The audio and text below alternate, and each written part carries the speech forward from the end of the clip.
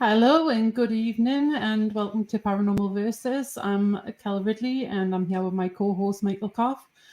And just want to say thank you to everybody for the last couple of months that I haven't, well, the last couple of shows that I haven't been on because I haven't been very well.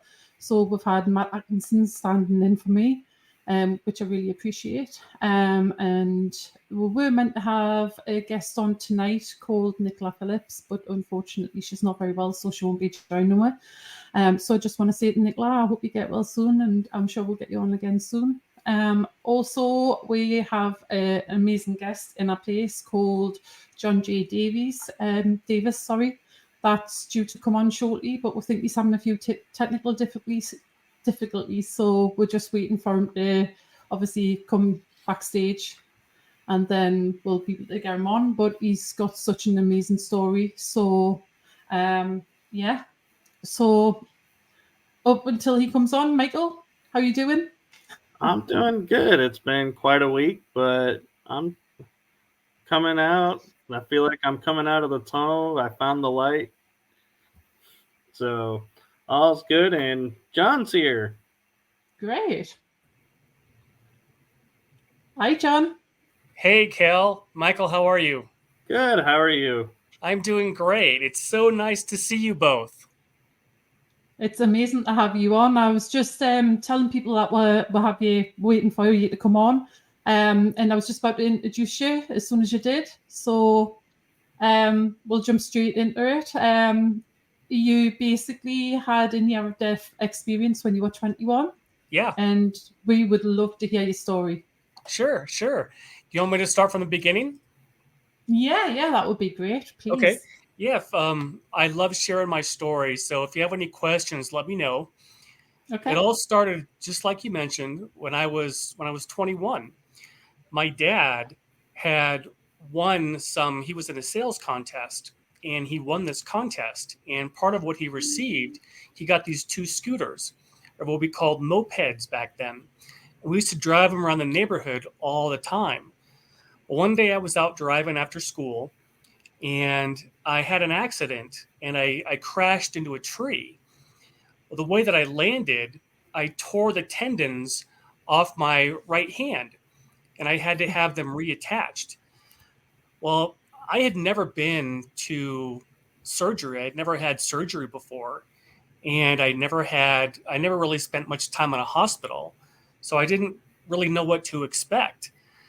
So the day the surgery comes, I go to the hospital, and when they start to give me the anesthesia to knock me out, I had an allergic reaction, and it actually stopped my heart. And my heart stopped for 7 minutes, and I was actually clinically dead for 7 minutes. And everything that happened in my story took place in that 7-minute period of time. What was so unusual, though, was for me, from my perspective, it felt like I was there for an hour or two on the other side. But it only took in Earth time 7 minutes. So that's how the whole thing started. Well, when I died, it seemed like just the very next second, I opened up my eyes, and I was standing in the most beautiful building I have ever seen.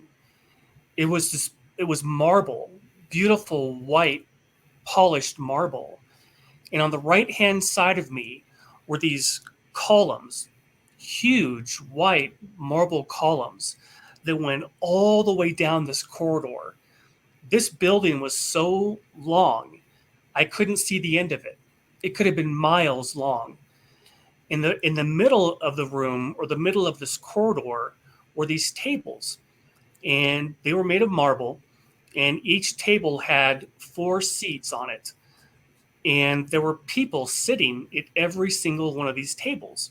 And again, it went down as far as you could see, and there were 2 people sitting on each table. To the left of where I was were these tunnels, or these doorways. And I'll explain those in just a second, but I need to back up a little bit and kind of share with your audience kind of the what makes my story so unique. And you've probably all heard, you guys have heard of the near-death experience, haven't you? Yes. Yeah. Normally, Yeah. when we hear about a near-death experience, a person they're in some kind of an accident, or they were like me having surgery and something happened and they died and they popped up above their bodies. They could look down and see everybody. Then they became aware of a tunnel. And at the end of the tunnel was a white light. Well, the person normally starts walking down the tunnel, but they're met by somebody, either a loved one, a family member, a friend, who tells them it's not your time. You have to go back. Well, what makes my story kind of different is somehow when they gave me this experience, they bypassed that whole part about the tunnel and the white light. And my story happens on the other side of the white light. So my piece of the puzzle, my experience, can tell people when they cross into the light, here's what happens. And what happens when you cross into the light, you're in the orientation center. And I have to say something else. The reason I was able to share this information is right about then, during my experience, I heard in my left ear, "My name is Alan. I'm your spirit guide." Well, when I had this happen, when I was 21, I had never heard of a spirit guide. I was raised Catholic, and I didn't know anything about what was called a near-death experience. It wasn't even something that was coined yet. So I had no idea what I experienced. But everything I'm going to share with you and your audience is from what my guide told me. He took me from one place to the next. He took me to the outside of these places, and then he took me to the inside. So I'm able to describe for your audience all the different things that I saw. So going back to this building, this long corridor building with these tunnels off to the left, they looked absolutely perfect, like they were cut out of solid marble, absolutely beautiful doorways. And these were tunnels. I don't know what these tunnels were made of, but they were how we connect Earth to the other side. It's the tunnel that people see when they leave, and before they come to the other side, they go into the tunnel. Well, that's what these were. And my guide said to me, "Look at the next tunnel." So I looked up, and there was a man coming through the tunnel. He was an elderly gentleman, and he had his right hand holding the left side of his chest, like he was having chest pain. And my guide told me that he died from a heart attack. So he died, got out of his body, was going down the tunnel, and went into the light and ended up in the orientation center. Well, remember I said that there were two people that sat at each one of these tables? Yeah. They're called orientation counselors. On the other side, all of us have jobs or things that we do because we love to do them. We don't have to work on the other side like we do here, to work to pay bills and pay your mortgage or utilities or groceries. We don't have to work on the other side to do that. We just do the work that we love. And so these people love to be orientation counselors.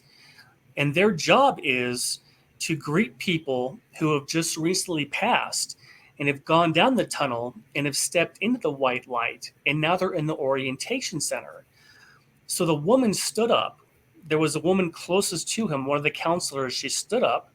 She walked over to him. She took her hands in his, and they walked back to the table, and they sat down. He sat down across from her. And then she started talking to him. I was too far away to hear what she was saying, but my guide was telling me that what they do is they welcome people back from their earth life. And the reason that these counselors are there is because most of us, when we come into a lifetime, we don't remember where we're from because we're not from Earth. Earth isn't our home. We just come here to learn and to experience and to grow. But our real home is on the other side. And what these counselors do is they just help people remember that you just came back from a lifetime on Earth. Now you're back home again. So my guide told me to watch this man carefully. So as this counselor was talking to him, he began to change right in front of my eyes. He changed from an elderly man into a young man in his late 20s or early 30s. And for some reason, and I don't know why this is, but we're all in our 30s on the other side. So she was talking to him. He changed back to a younger man, and he stood up, and he walked off to the right, and he walked between these marble columns. He went down 3 steps into what I call the gardens. And I'm sure you both have seen, especially you, Kell, know what English gardens look like. Yeah. Beautiful, beautiful manicured gardens with plants and flowers and trees and the most beautiful grass you've ever seen, you can imagine. What they do is once a person dies, they finish their lifetime, they go through the tunnel, they have that orientation. Well, in these gardens, they have what is called a reunion. And everybody that person knew who crossed before them is there to greet them, whether it's parents or friends or siblings, anybody that person knew in their life, and also the people they knew on the other side are all there to greet them. And here's why. I don't understand why this is, but the Earth, this planet, is one of the hardest planets of all for people to have lifetimes on because it's so hard here. There was so much that people experience here during their lifetime that many people find it traumatic to have a lifetime here. So many don't. Many souls choose not to come here.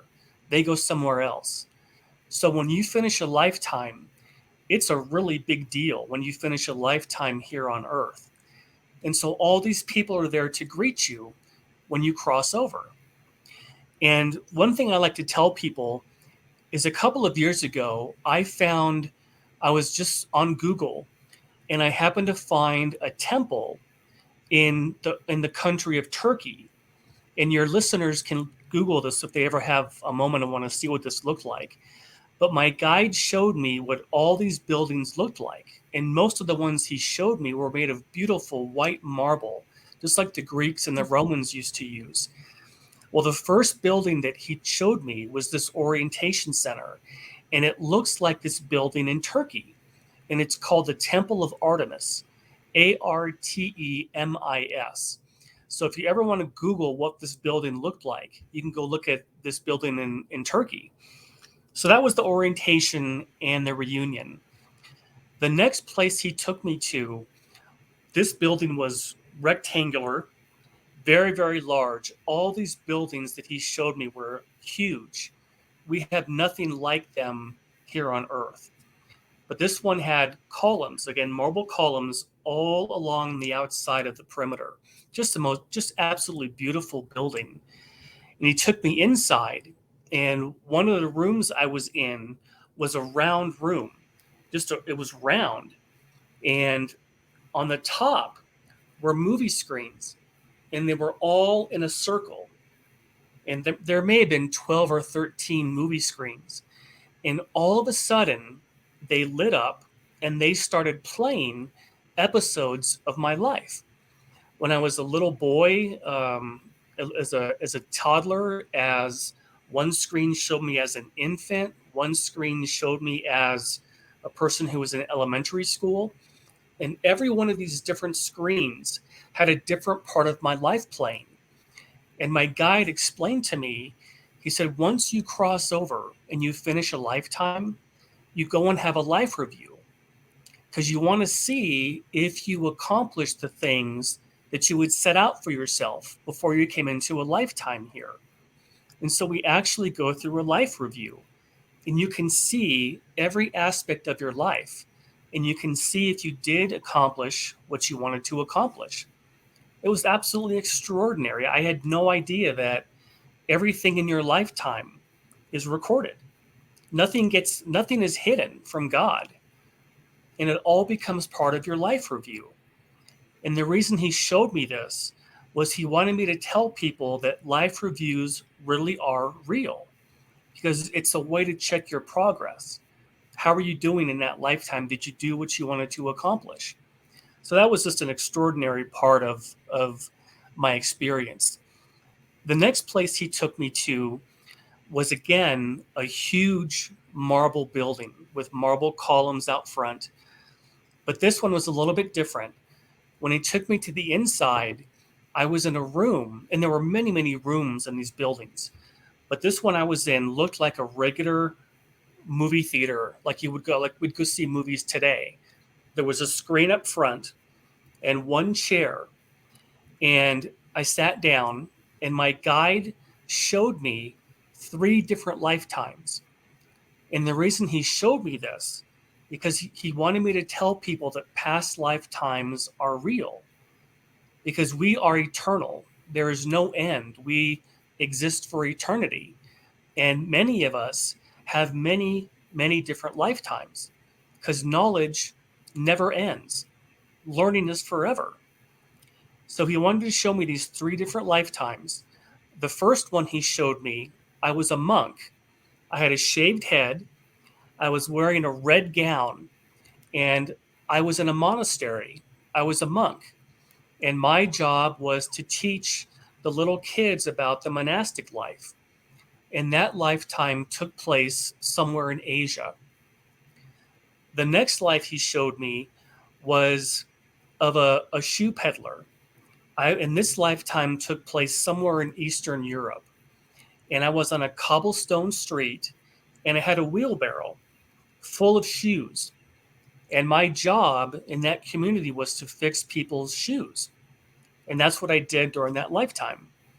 The third lifetime he showed me was of a fisherman. And I was standing in a wooden boat, and I had a net. And part of my job in that lifetime was to help feed the community I was in with fish. And that lifetime took place somewhere in the Middle East. So I had an idea of where these lifetimes occurred. And again, the whole idea was for me to share with people that we live forever. There's never an end. And we have many, many lifetimes. Some have more than others. And again, there are many who don't come to Earth for the reason being that it's just too hard for them. So it's a really big deal when you have a lifetime here on Earth. Do either of you have any questions for me at this point? I don't know about you, Michael, but I've got a few. Well, I'll just keep going then.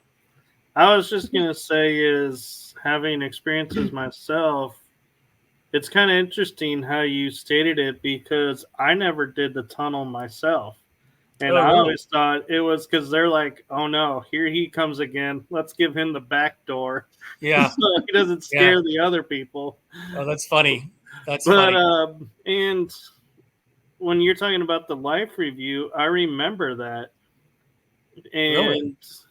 I remember how that is one of the big things. And the one thing that I remembered of the life review, I don't know if you were told this, was not only do you see your lifetime that was, reviewing it, but you feel what everybody else felt. So if you lashed out at somebody, you felt how they felt, and you felt your anger. So it's like you get to see it from both sides.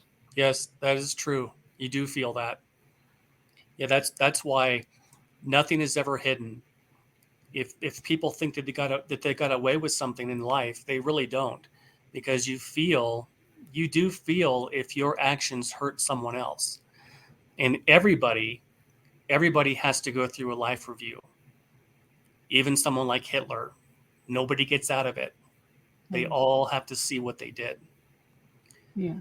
So the next place, and this one was probably one of my favorite ones. He took me to a building that was, again, enormous, and it was a round building. but it was huge, like the Colosseum in Rome, but even bigger than that. And it had marble columns all around the outside, and it had a dome on top, a domed roof. And this building, this is where we go when we plan a lifetime. I don't know why we go there, but all of our lifetimes really are planned. It's not just some kind of an accident. We really have a reason for why we come in to the different planets. And we go in, and he showed me one of the tables. Again, it was all marble, just beautiful white marble. And there was a scroll on this table. And what he wanted me to tell people was that we write down all the major aspects that we want to learn on these scrolls. And to the right of me was this huge wall, and there were scrolls from every single person who was in a lifetime at that point had a scroll, millions of them. And he wanted me to see that we actually put down on these scrolls our life purpose, what we want to learn. And it's so detailed.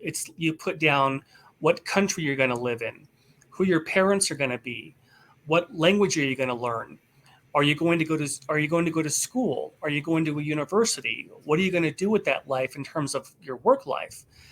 And it was so amazing because I took the ribbon off the scroll and I folded it out on the table, and I could see all this writing on this scroll. And do you know what calligraphy looks like? Yes. That's what it looked like. It looked like the kind of writing where you take that pen, dip it in ink, and then you write. That's exactly what these scrolls looked like. Well, it has all the different components of our lifetime, what we want to learn, what do we want to experience, how do we want to grow. And when you finish your lifetime, you come back and you look at your scroll, just like you do in a life review, to see if you accomplished the things that you set out to accomplish. And it's almost like, you know how people every new year, they'll make up a list of New Year's resolutions or goals for themselves for that year. Yeah. That's kind of what we do with a lifetime, because you want to take advantage of the time that you're going to have, and you accomplish so many things in your lifetime. So it was just extraordinary for me to see that we really do plan our lifetime. Now, the one thing that I have been asked a lot, and I don't know, because when I was having my experience, I didn't know that I had died yet. So I was just going along with this as we were going. But people have asked me, if we plan our lives, do we also plan when we're going to pass and when we're going to die? And my guide didn't tell me that specifically, so I don't know to what detail, but I think to some degree we do plan at what point we're going to leave, because we all have to know, all of us have to get out of here some way. Nobody gets out of life alive. You know what I mean? Yeah. So there's something, and I just don't know to what kind of detail we plan that. So he wanted me to be able to tell people that these scrolls that we have on the other side have our life plan, what we want to accomplish. And something else that was inside this beautiful building, he took me to an area that looked like a library, but all the books looked the same. Have you ever seen Encyclopedia Britannicas? Yes. Yeah. They all look kind of the same. Yeah.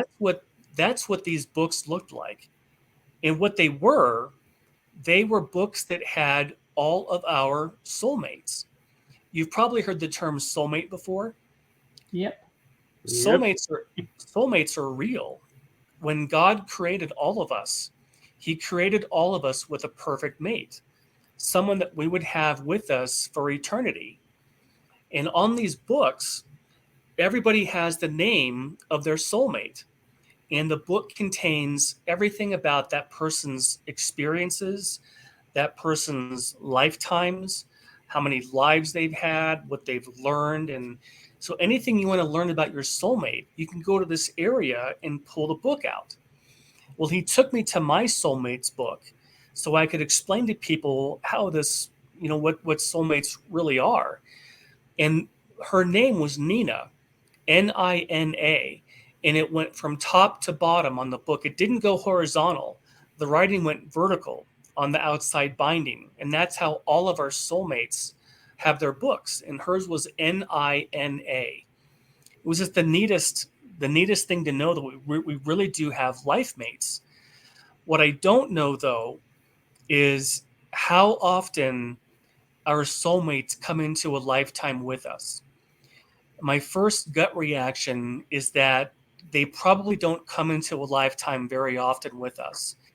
And the reason being is that when we come into a lifetime, we have reasons why we come here, that we want to learn, develop, and grow. And one of the best ways that we learn is through having relationships. Well, if you had your perfect mate with you for your whole life, you probably wouldn't learn that much about relationships because you'd have the perfect mate. So people have always asked me, does the soulmate come with you? And I think there probably are some circumstances where they do, but I just don't know if they come in that often with us because it's hard to, it would be difficult to learn from a relationship that's already perfect. Does that kind of make sense? Yeah, It definitely. does, and it also explains why, too, is we always, like, I was brought up going, yeah, you'll find your perfect soulmate, just keep waiting and working on yourself, and it makes sense why we don't find each other right away, because like you're saying, it would be done and over. There'd be nothing to learn, and Exactly.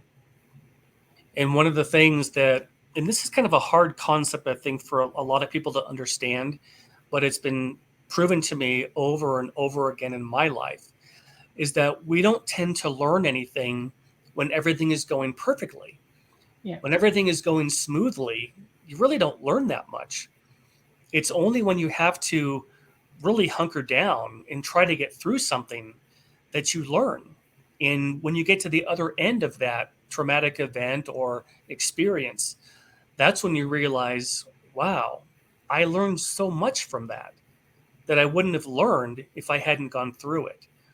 So when you come into a lifetime, especially on this planet, you learn when you go through something that was kind of traumatic or difficult. That seems to be something that all of us can attest to, that's how you learn. And just like what you said, Michael, that's absolutely a fact. Relationships are one of the greatest ways we can learn. They teach us tremendous amounts of information. and Yeah, I was just curious, going back about the soulmate. One thing that I started thinking about is because I've been told we have soul family that we have lifetimes with, and I wonder if the soulmate, we think of soulmate as always being the love of your life. You're going to find them, have the perfect love, everything. But they could also come in, I think, as a friend who's always the one standing by you, supporting you through thick and thin, and is helping you along the way, but doesn't necessarily turn romantic. And, I wonder, do you feel the same way that, that's possible, or you think soulmates are always romantically entwined? that's a great question. And I don't actually know. My guide didn't mention anything about that to me. He just wanted to show me that soulmates are real. But I don't see why that couldn't happen. I don't think they always have to be romantic, like you said, because you still learn. So Right. that's a good question, but I don't really know the concrete answer on that. Do you have So a question, Kel, or we have one in the chat room? I was just waiting to hear the rest of John's story. That's all. sure, I'll keep going. Well, when I was in that building, the one with the big round dome on it, I looked over to my left, and there was this huge window. And it was the first time that I could actually look out and see what was outside of these different areas, these different buildings. And what I was looking at was an absolutely beautiful lake. the water looked like glass. It was so still that you could see the bottom. It was that clear. And there were, have you ever seen weeping willow trees? Yes. Yeah. You know, those trees that have their leaves that hang down? They were all hanging down in the water. And it was in a big circle. It was absolutely the most beautiful thing I had ever seen. So they have lakes there. The other side is very much like Earth, but without the pollution. There's no pollution, there's no war, there's no hatred, there's no hunger, there's no homelessness. It's really a perfect place that God has created for us. And the reason that my guide showed me this lake was he wanted me to know that everything that you like to do here on Earth, you can also do on the other side. If you like to swim, if you like to hike, if you like to paint, if you like to go to music festivals, anything that you can do here, you can do over there. And while I was looking at this lake, out in front of the building that I was in, there was a walkway, and I could see that people were walking back and forth, and they look just like we do. They have bodies. Some people I've heard say that on the other side, people are just orbs of energy, but that's not what I saw. Everybody has form, just like we do, and they all look just like us, but they have their own unique expressions, just like we do. You can look at each person here on Earth, and they all look differently. They all have their different looks to them, and that's what we have on the other side too. And it was interesting because people on the other side tend to wear robes or gowns. And I asked my guide, or my guide told me in my head, he said, people wear those because they're the most comfortable. But you can wear anything you want. You can wear jeans and a t-shirt. So it's totally up to the individual. I thought that was really neat to know that too. So that was the building where we plan our lifetimes. And I don't know why we go to that particular area, but it seems to be the place that we go with our guide when we want to plan another lifetime. They help us plan the different elements of that life. The next place he took me to was probably one of my favorites. Have you all seen or been to a planetarium? Yes. Okay, good. Well, the planetarium is where you go to look up at the ceiling, and they'll show pictures of planets and stars and things like that. Well, the other side has those also. So my guide took me to this building. It looked like a huge stadium where you play football or you play soccer, just a gigantic stadium.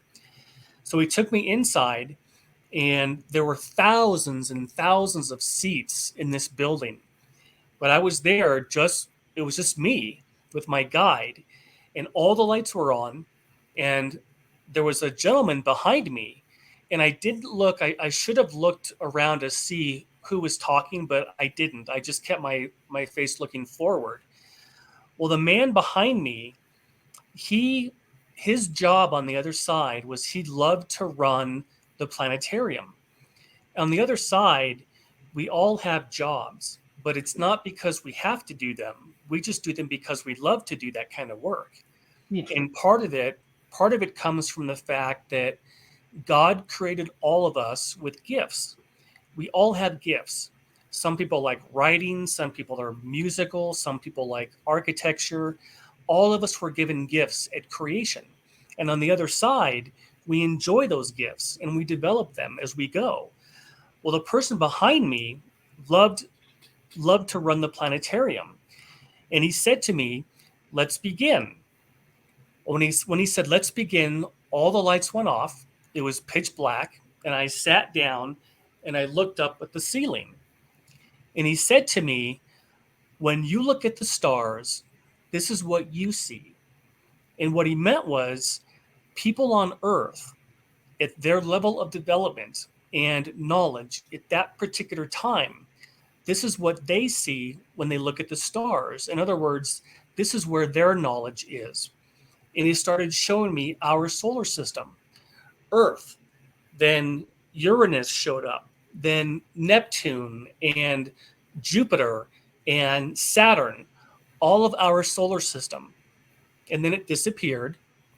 And then he said, when we look at the stars, this is what we see. And what he meant was everybody who was on the other side at that point, where their level of knowledge and growth is, this is what they see. And all of a sudden, he started showing planet after planet after planet. First, there were dozens, then there were hundreds, then thousands and millions of planets. And the reason that he showed me this planetarium was for two reasons. The first one, they wanted me to tell people that Earth is not the only inhabited planet, that there are billions of other worlds in the universe. And also, he wanted me to know that we can have lifetimes on other planets. Earth is not the only world where we can have lifetimes. There are virtually unlimited number of planets. God, in all of his wisdom and love for us, created all these different galaxies, all these different planets for us to learn from and to grow. And we can have lifetimes on any of them. And I think that was probably one of my most favorite parts about my near-death experience was learning that Earth is not the only place. There is a huge universe. And I want to share something with you both and for your audience to kind of give you an idea of how massive the universe really is. I was reading an article from an astronomer a couple weeks ago, and she wanted to give people an idea of how large just the Milky Way galaxy is. Did you know that astronomers estimate that just in the Milky Way alone, they think there are 100 billion planets, not millions, but billions of planets just in our galaxy. She also said, to give you an idea of how large the Milky Way really is, she said if we had a spaceship that could travel at the speed of light, which is the fastest speed that we know of, it would take 99,000 years for that ship to get from one end of our galaxy to the other. 99, almost 100,000 years just to get from one end of the galaxy to the other. And if you could imagine how many galaxies exist in the universe, the opportunities for learning are unlimited. And it's not to say that on the other side, all we do is spend time learning. That's not really true. You can, but on the other side, many times we just spend time visiting with loved ones in between lifetimes. And nobody makes us come into a lifetime. It's strictly up to us. We can determine when we want to come into a life and when. I have a lot of people ask me questions about, well, do we have to come back? Does anyone make us come back? And the answer is no. It's strictly up to us when we want to come back into a lifetime and where we want to go. All right. The next place he took me to was by far the biggest building that I've seen in my experience. It was a huge rectangular building, and it looked like the Supreme Court building here in the United States. It didn't have columns on the side. It just had columns up front. Beautiful round marble columns out front, and about 50 or 60 stairs leading up to the front of this building. So he took me on the inside, and when I got inside, I could see that it was a library. It was so large that, again, I could not see the end of this building. That's how large it was. And this library had anything that you ever wanted to learn was in this library. If you wanted to learn about the history of music or the Roman Empire or science, anything that you wanted to learn about, you could go to this library, and it had knowledge of everything. Well, he also took me over to the left-hand side of this library. And on the left-hand side were, I guess, what we would call study rooms. They were about the size of a normal master bedroom. And each one of them had video screens on there. And when he took me to one of the rooms, and there was a woman sitting there. She had her back to me. She had jet black hair down to her waist, and she was wearing kind of a purple kind of gown. And she was watching this video screen. And my guide told me to look and see what she's watching. So I got closer, and she was watching what we would call was a battle that took place 200 years ago. And it was between the Native American Indian Plains tribes and the U.S. cavalry. And here's what just blew my mind. He said, my guide told me that she was watching history. And I thought to myself, how is it possible that she could be watching a battle that took place 200 years ago when we didn't have video cameras back then? How is that possible? And my guide, that's when he told me everything gets recorded. So anything that you're curious about in Earth's history, whether it was World War II, whether it was about World War I, whatever you wanted to learn about, you can go to these areas in this library and you can watch history and see what actually happened. And for me, that was so interesting because I love history. One of the things that I want to do when I get back to the other side is I want to go to that room and I want to watch D-Day in World War II. I want to see what those men went through during that time period. So the other side is there's so many opportunities to learn and to grow. It just goes on forever. Yeah.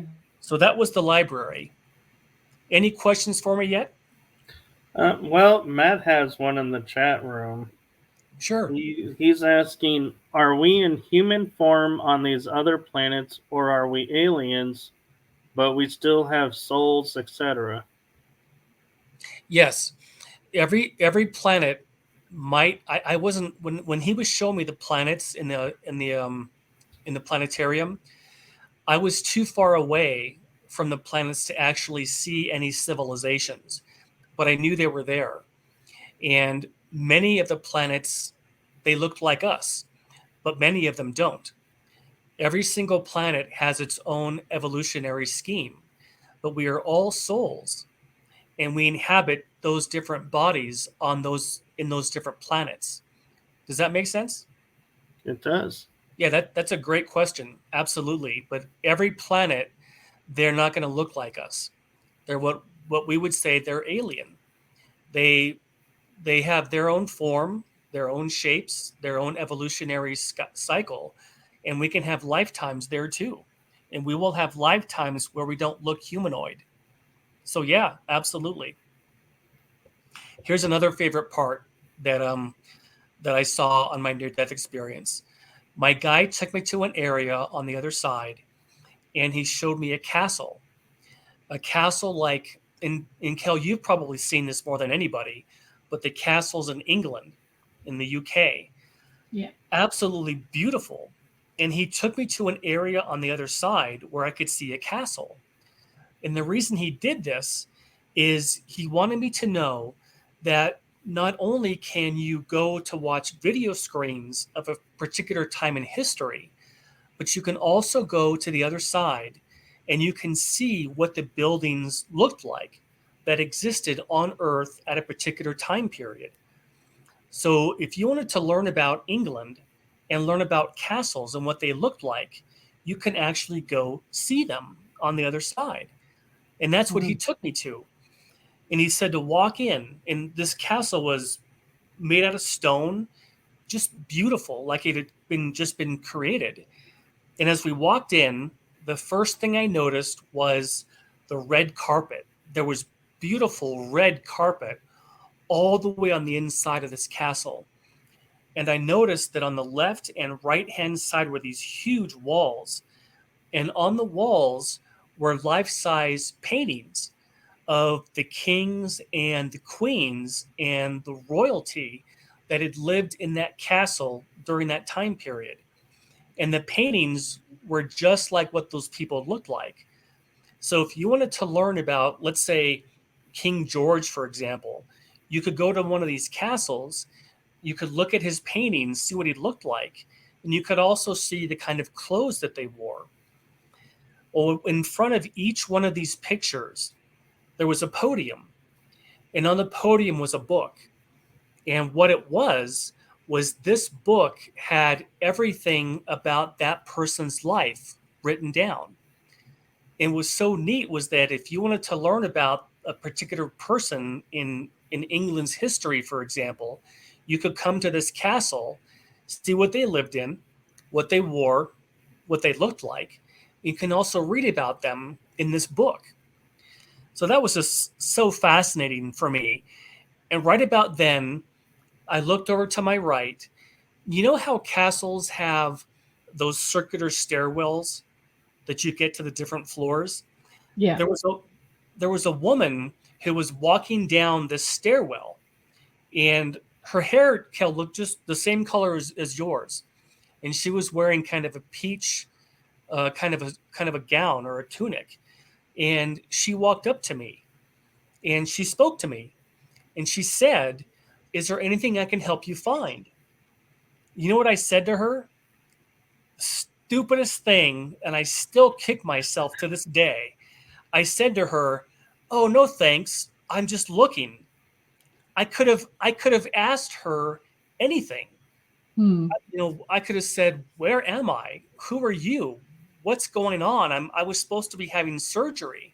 What's going on?" But I didn't think of that. And I said, "No, I'm just looking." So I kick myself for that even to this day. But my guide told me that what she loves to do on the other side is she loves to study history. And what you could ask her, you could ask this woman anything about Earth's history during that time period. Wow. So again, the whole idea of people doing what they love to do on the other side, and her, what she loved to do was to study history.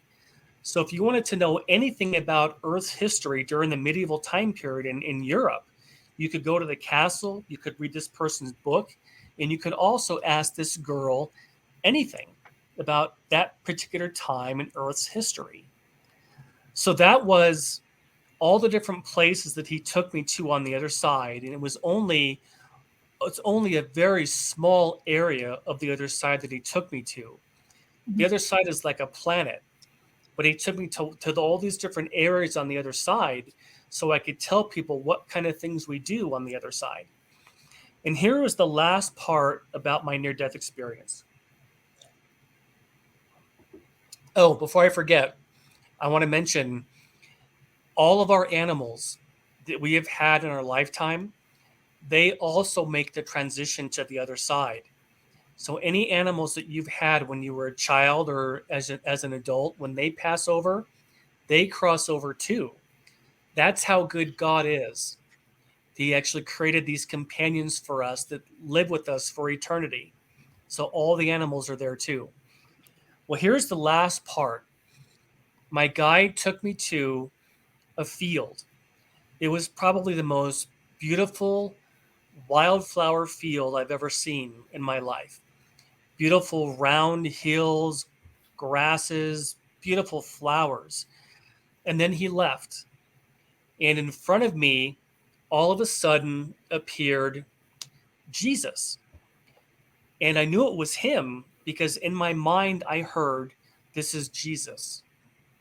And he spoke to me, and I could see his hands. I could see he was wearing a white robe, and he had gold sandals on, gold colored sandals that laced up his calf. And he was wearing a golden sash around his waist.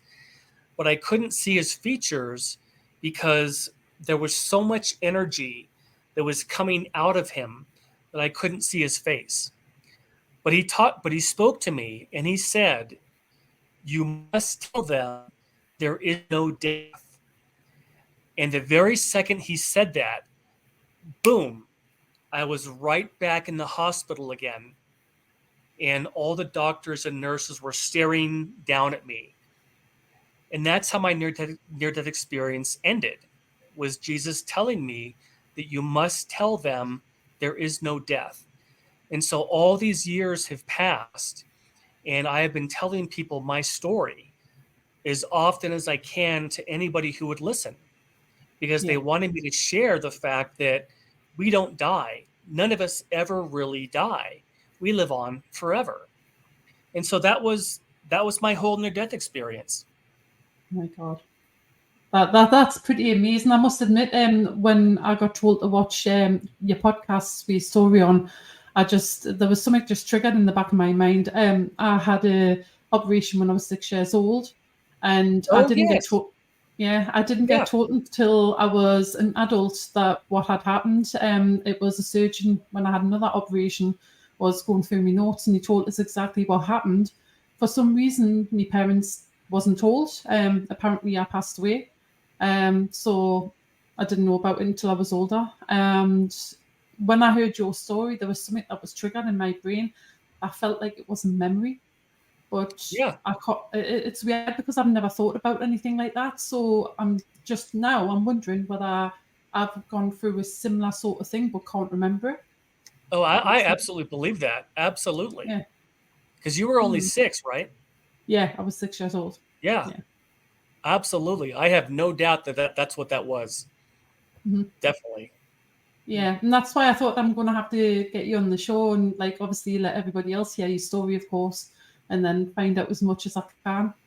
Oh, good. Well, I am so glad you both invited me on your show. I love sharing my story because it's such a hopeful story. There's so much hope for all of us. And I think the thing that I want to share the most with your audience is that, as a takeaway, to know that nobody really dies. We all here for a short period of time. We come here to learn. And then when our lifetimes are finished, we go back home again. But nobody really dies. Mm-hmm. I've got a few questions for you. You go down first, Michael. I'll let you go, Kell. I've asked a couple questions already. Okay. What I was going to ask is, do you think do you know, obviously the scribble that caused your accident? Sorry. Do you think that was pre-planned so you would actually go up there and see what was going on? You know what? That is something I've wondered for a really long time. I don't know. I think that so much when I was younger, I always asked, what is my purpose? What am I here for? Why did I come into this lifetime? And I think there has to be some truth to what you just said, Kell, because it's been the focus of my life ever since I won. And something I tell people that amazes me to this day is I have a really bad memory. Usually, I couldn't even tell you what I had for dinner last night, let alone something like this that happened when I was 21, back in 1987. But I remember every single detail about every single thing that I saw, like it happened yesterday. And I think that it has to be something to do with God, who gave me that ability to remember in order to share it with people.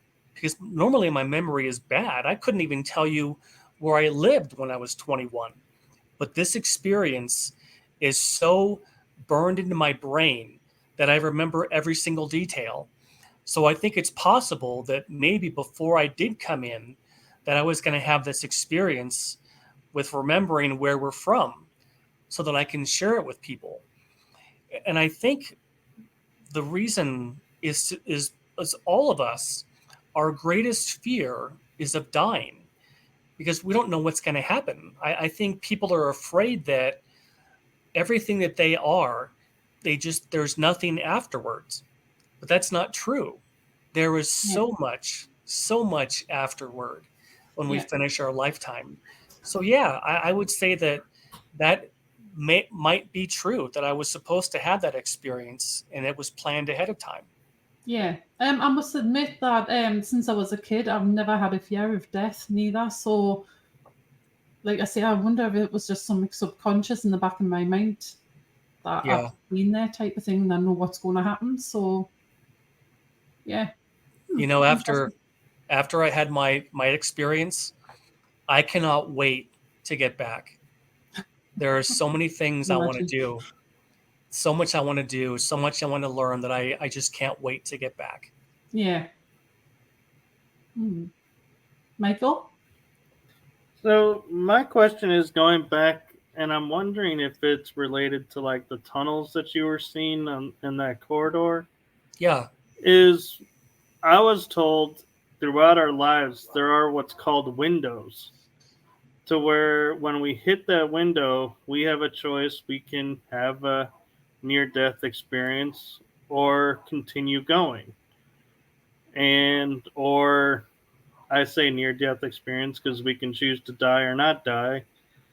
But I'm wondering if that could be like those tunnels that you were seeing, is like those windows to where it's like we hit a certain point and we have a choice to make somewhat within us that says, hey, do I want to go to the other side now, check what's going on, or keep going and see what the future holds? That's a really good question. I have heard similar things like that too, that people have what they call exit points that you actually plan into your chart, different time periods. But I don't know. My guide didn't tell me that specifically, but it could very well be true, because on those scrolls where we actually plan our lifetime, there has to be something about how we're going to get out, how we're going to leave this life. Either we're going to live to be a ripe old age and die naturally, or are we going to have some kind of an accident? Are we going to have some kind of a disease, some kind of an illness? Because I know that not all of us plan to have a lifetime to be age 90. Some of us only plan to come in for a little while, and we might leave as a child, or we might leave in our 20s. I have a friend of mine who lost her daughter in a car accident when she was 21. And ironically enough, she told her mom that she wasn't going to last past age 21. So I know that there has to be some mechanism whereby we plan to finish a lifetime and go back home again. But I just don't know to what kind of detail we plan that. And my second question is, when we're looking in this area, we're making our contract or whatever we're going to come in to do in this lifetime. If there are people that are standing there that are like going, okay, yes, you can do this. Yes, you can do that. Because like you're saying, picking our exit point, if you're living in an interesting time, I'd be like, I want to be here for like 200 years and see what comes of this. Yeah. And someone says, no, that's not going to happen. Pick a sooner time. Yep. I have thought the same thing. And you're right. Our lifetimes are really short. Here's something that's kind of interesting. On the other side, there's no time. They don't calculate time like we do. So a lifetime for someone on the other side, let's say for example that your soulmate is going to come into a life and you're going to stay on the other side and your soulmate goes in. That person might choose a life for, let's say, 90 years, and they plan to cross over when they're elderly. So that person has a 90-year time horizon when they get here. But on the other side, the perspective is only like about a month or two, because there's just no time there. So a lifetime is very different for us here than for people on the other side. Does that kind of make sense? It does. And I'm wondering too if that's why when we look in biblical times versus now, in biblical times, they were living 400, 300 years according to how everything was laid out in the stories and how they correlated. But now our times have gotten shorter. If it's like somebody had to say, look, if these people are going to learn this. We can't have these long gaps of time where they're over there. We got to shorten them so they can learn more. And that's why evolutionarily we've gotten shorter lifespans. Yeah, that's a really good point. They talk about the ages of people very much so in the book of Genesis in the Bible, especially with Noah. I think Noah, they said, lived to be 400 years old. So yeah, that could very well be what happened. And I know that there are different lifespans on different planets, but on Earth, our lifespans are relatively short. Yeah. Do you think that obviously people that's had these near-death experiences obviously know beforehand when they're going to die? Say that again? Do you think that people that's had these experiences, do you think that they know when they're going to die? For example, I've been telling my mum since I was the age of 6 years old that I was going to die when I was 47, and I've told friends and family this over the years that I was going to die when I was 47.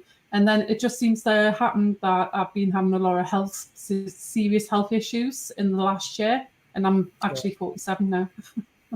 So it's like it's really? gotten to a point where it's like everybody's like saying don't be stupid, and I'm not one of these negative thinkers or nothing like that.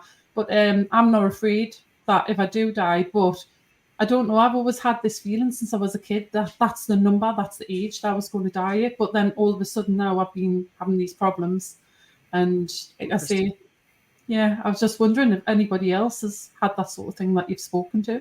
Yeah, they my wife's best friend, when they were kids, she told my wife that she wasn't going to make it past 18. Mm-hmm. And for years she knew that. Yeah. And when she was 18, she was killed in a car accident. Mm. And her family, since she was about, I think when she was 10 or 11 years old, that's when she started telling her mom that, you know what, Mom, I'm not going to make it past 18. I'm just not supposed to be here past that time. Yeah. So I think some people do remember that they have a limited time and they know when they're going to pass. Yeah. But I think for the most of us, the vast majority of us, we don't remember that.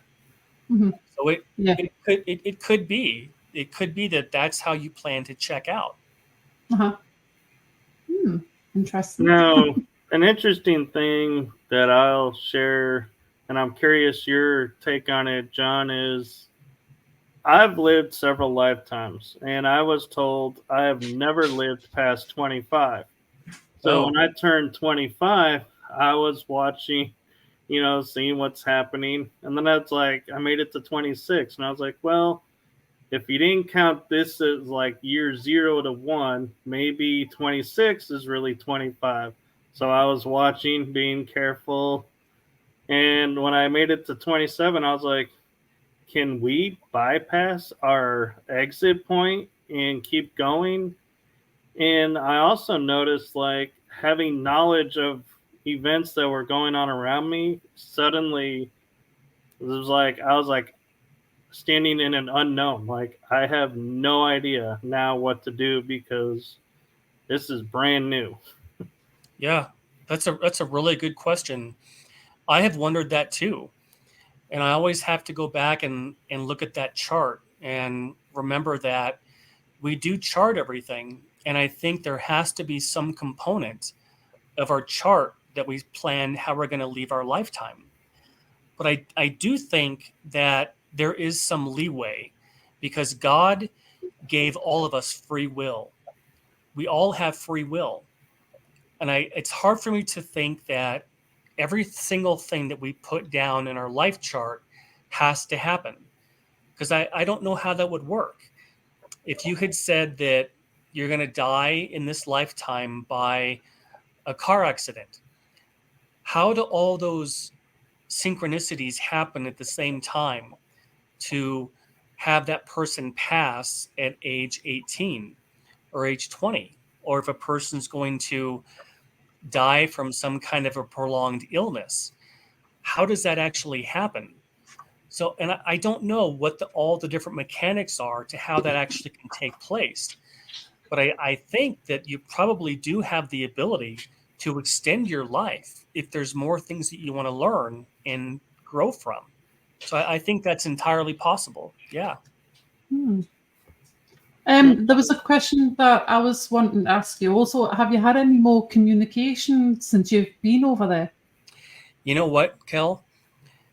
8 years ago, when my father died, I had something happen, but I've never had any kind of experiences other than my near-death experience until 8 years ago.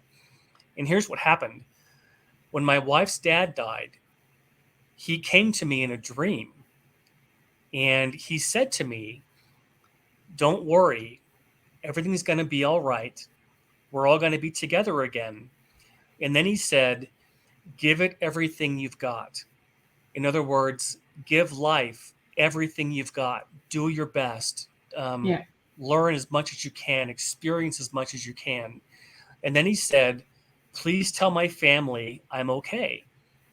And that was the only thing that I've ever had since my near-death experience. I didn't, you know how you hear a lot of people who say that when they have a near-death experience that they come back and they have some kind of gift and ability?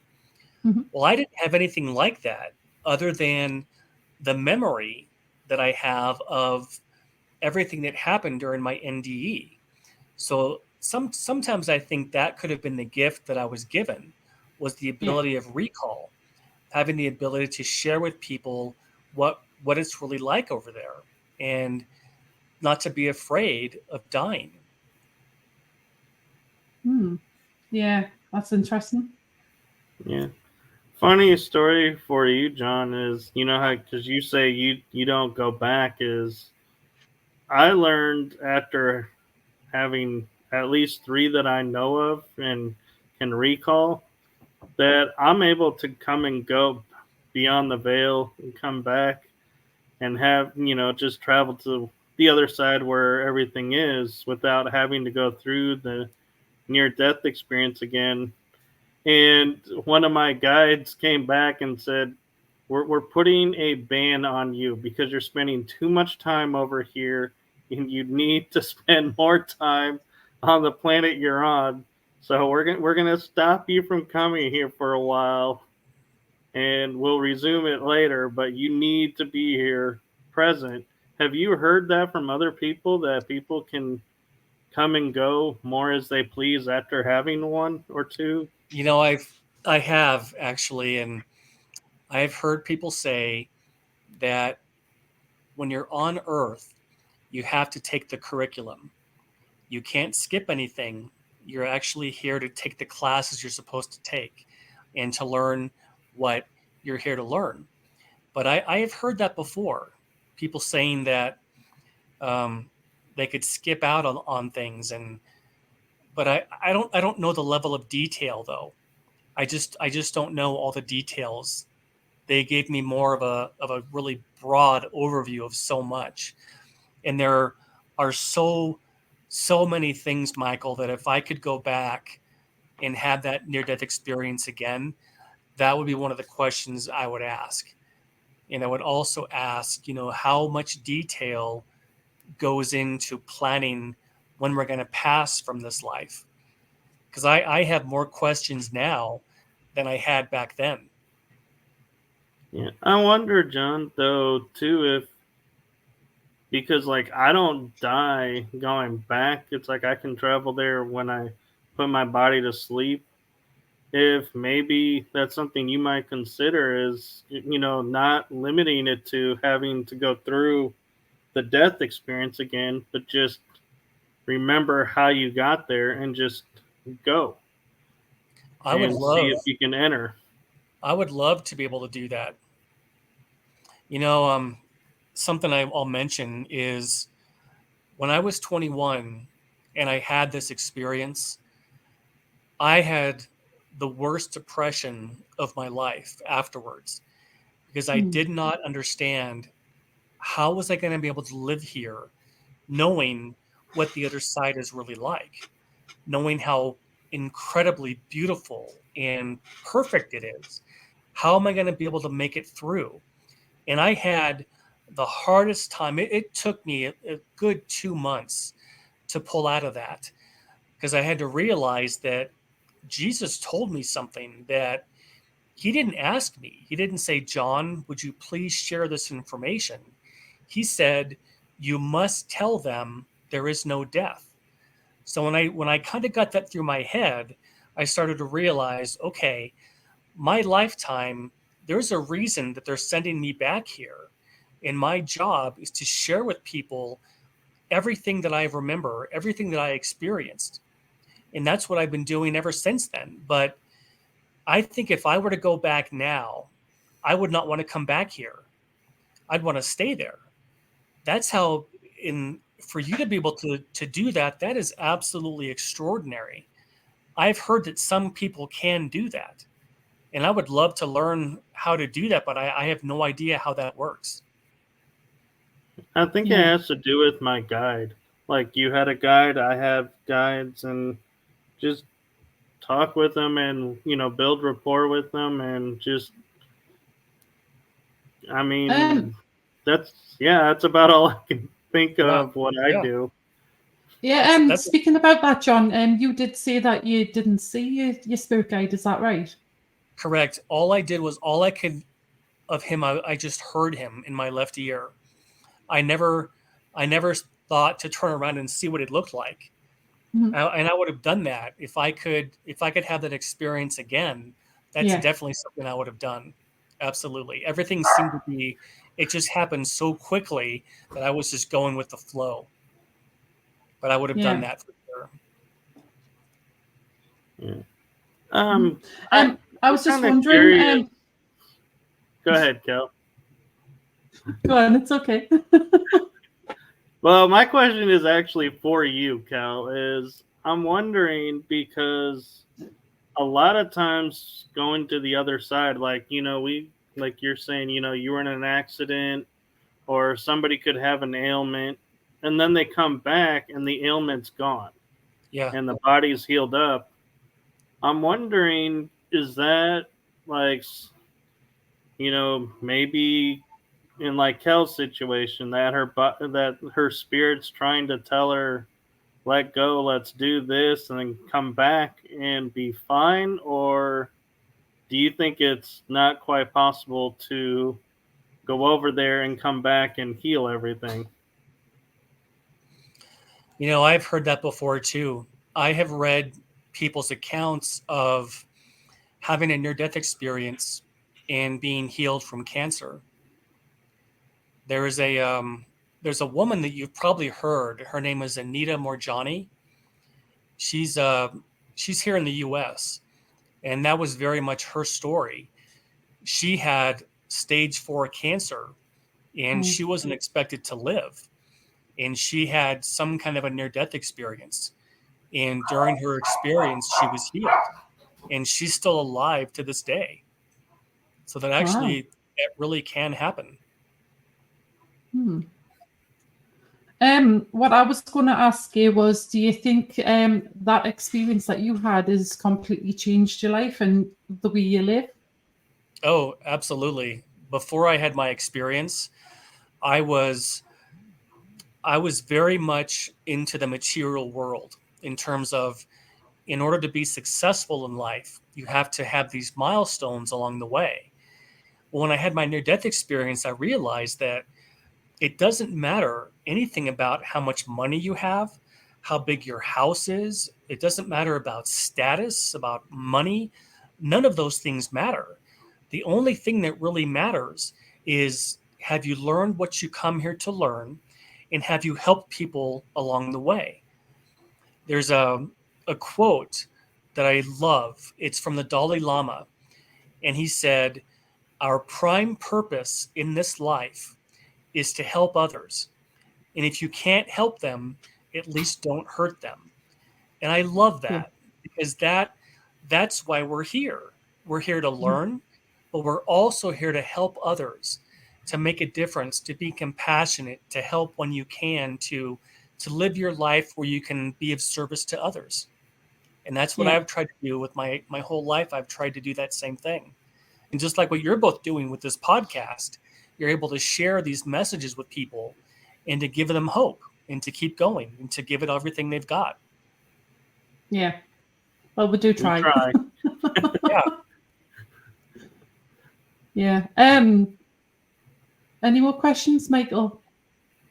Well, I guess I have one. Is I noticed, like, when I came back, my perception's always different. And so I'm wondering, is that something unique to, like, certain people, that they come back and it's like they no longer think the way they used to think, they no longer react to people the way they used to, that everything sort of changes and shifts? And do you think that's because we did that life review and seen how words and actions do impact others? You know, I think so. I think you're right. I don't know what else that would come from. I think when people go through that kind of like an awakening period where they realize that everything that I was told to believe about life here on Earth, it's not really true. There is so much more out there that we're not taught as children. None of us are ever taught that, you just come here for a short time. You're here to learn lessons. You're here to grow and to develop spiritually. We're never told that. And we're just kind of here to fight on our own. And it's funny because being on Earth, it's almost like being in a battle or a war, and you're in a foxhole and you don't have a radio. You feel cut off from everybody. And that's kind of what it feels like when you're here.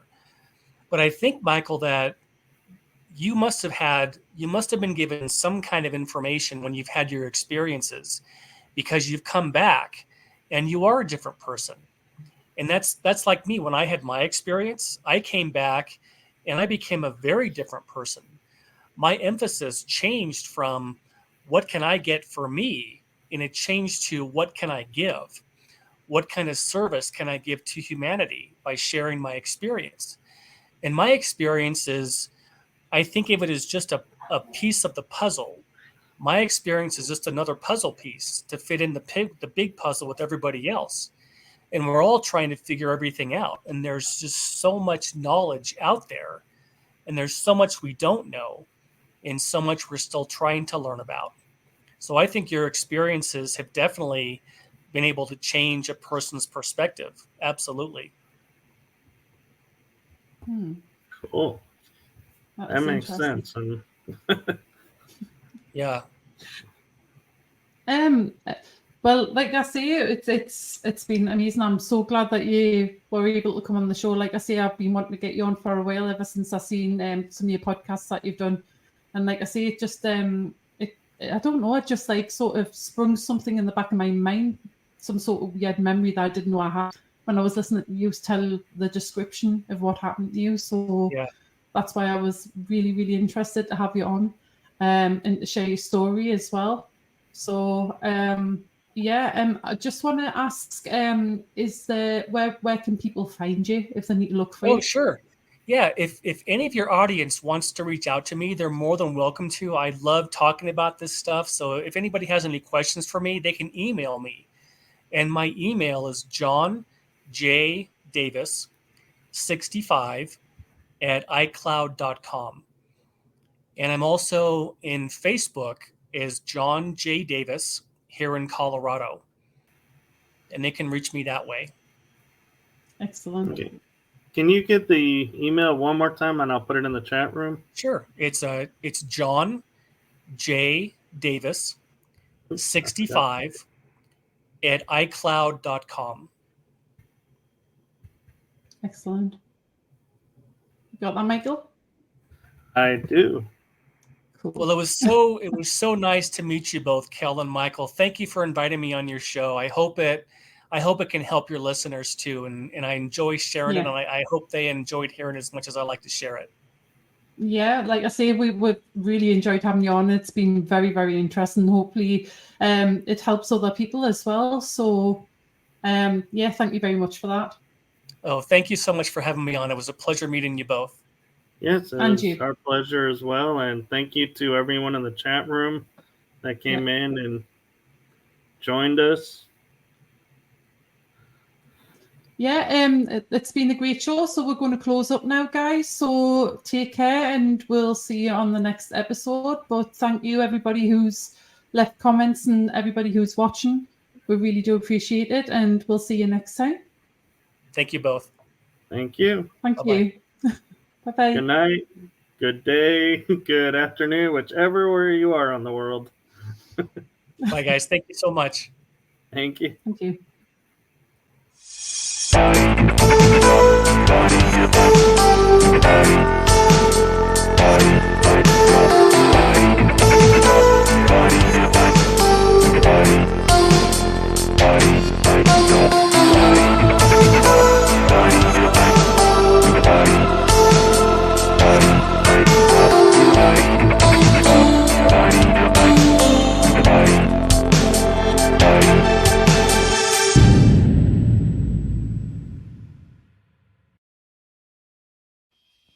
Thank you for joining us at Paranormal Versus.